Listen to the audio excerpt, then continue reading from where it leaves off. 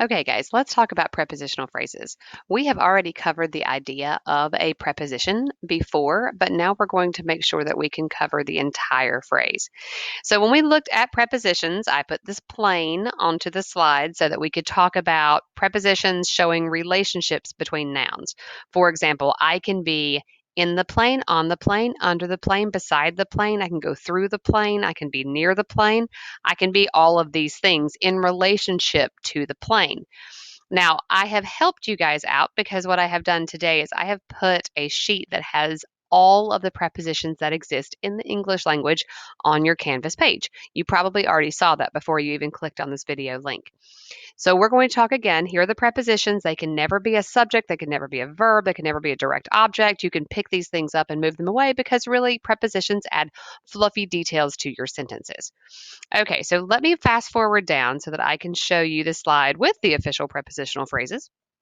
So the phrase is going to be a group of words. It's going to begin with a preposition like in, and it's going to end with a noun or a pronoun like plane, in the plane. That's a prepositional phrase.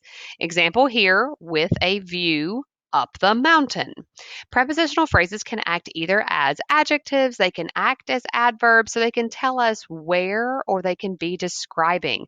Again, they are adding fluffy details to your sentences. If there's no object, it's not going to be a preposition. Let me do a for example. Please stand up. Well, up can be a preposition, up the mountain. But if it just says please stand up, that's going to do something else. It's going to act like an adverb and tell me where to stand. So for the phrases, you're going to start with a preposition, you're going to end with a noun.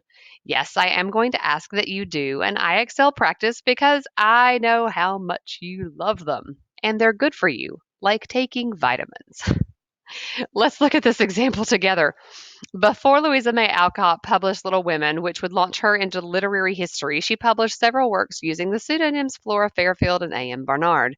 In this one, we're looking for one prepositional phrase, so one thing that adds fluffy detail. Well, I would normally look at the word before, but in this case, it says before Louisa May Alcott published Little Women. Well, I'm not going to click on that because inside of all this, I see a verb. Prepositional phrases never have verbs, ever.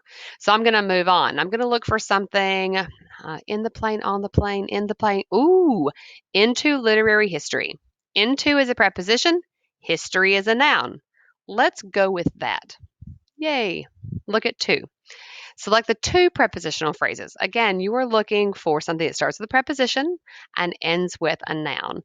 My grandmother was raised in a rural Polish village, so immigrating to New York City was a significant culture shock. We are looking for two in this sentence. I've already used the word in several times with you, so we're going to catch that one quickly. In a rural Polish village. In is the preposition, village is going to be my noun. The next one I'm going to find is something else that maybe tells me when or where, adds details.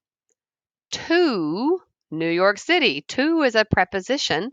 New York City is going to be my noun. That's a prepositional phrase. Let's do one more before I cut the video off. Select two prepositional phrases. Facebook co-founder Mark Zuckerberg began his programming career at age 12 when he created a messaging program he called ZuckNet, which was used in his father's dental practice. Good for him. All right, in this one, I'm looking for details. My detail is going to be at age 12, at being a preposition, going to 12.